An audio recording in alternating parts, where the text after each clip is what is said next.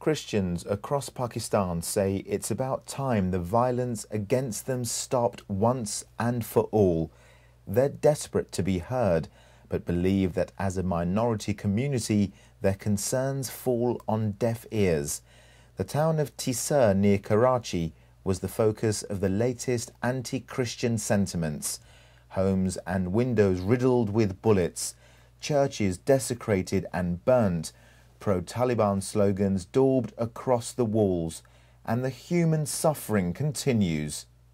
An 11-year-old boy has died and 4 people injured by gunshots. This lady says some men forced their way into her house while her sister-in-law, aunt and her niece were inside. They raped her sister-in-law and the men threatened to kill her and the children unless they repeated the words "Taliban Zindabad." Shahbaz Bhatti says he and his family live in constant fear because they are Christians. He claims 5 men on motorbikes came in the middle of the night to cause havoc. He believes they were definitely Taliban supporters. He says their homes are often burned and women are harassed. He's frustrated because when he complains to the police, he says they ignore his concerns, and instead of protecting them, they turn on his friends and family. He's also angry that the plight of Christians isn't widely reported across the country and their suffering and pain goes largely unnoticed. He says this is unfair, discriminates against Christians. This girl has bruises on her leg after some men threw stones at her after breaking into her home while she was in the kitchen. She was terrified and thought she would be killed.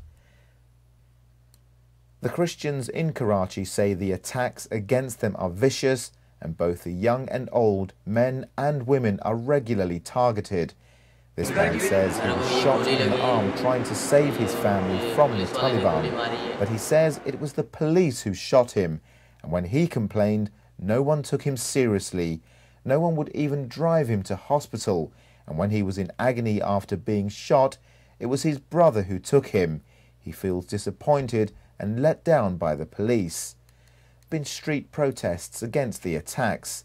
Many, like this man, complain that life is so difficult now that doing simple things like shopping has become impossible. He says his children haven't eaten for days because when he returns from the shops, the vegetables and other food items are stolen. Councillor Ashraf Bhatti says even in front of the police, women are raped and churches and the holy Bibles are vandalized and burned. He says there are double standards because if they wrote pro-Christian slogans on the walls inside mosques, they would be killed. For thousands of Christians, the situation they believe has gone from bad to worse.